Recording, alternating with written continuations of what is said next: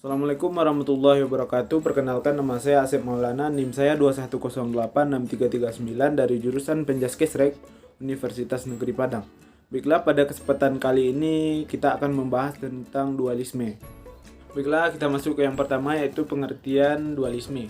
Pengertian dualisme adalah ajaran atau aliran yang memandang alam ini terdiri atas dua macam hakikat, yaitu hakikat materi dan hakikat rohani. Kedua macam hakikat itu masing-masing bebas berdiri sendiri, sama dengan azazi dan abadi. Perhubungan antara keduanya itu menciptakan kehidupan dalam alam.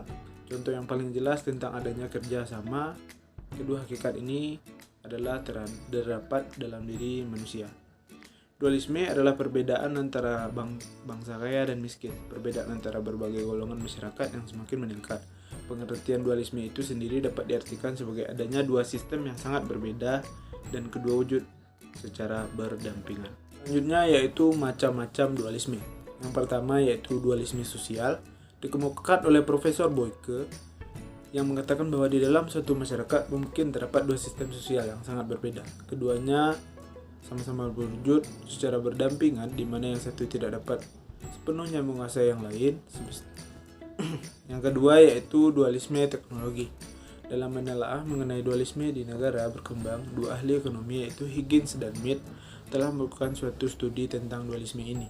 Higgins menekankan kepada adanya dualisme di bidang teknologi. Yang dimaksud dengan dualisme teknologi adalah suatu keadaan di mana di dalam suatu bidang kegiatan ekonomi tertentu digunakan teknik memproduksi dan organisasi produksi yang sangat berbeda dengan coraknya dan mengakibatkan perbedaan yang besar. Yang ketiga yaitu dualisme finansial. Sedang Mead lebih banyak menyoroti masalah lembaga keuangan di negara berkembang.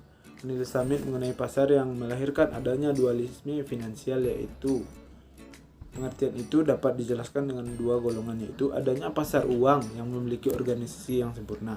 Yang kedua yaitu adanya pasar uang yang tidak terorganisir.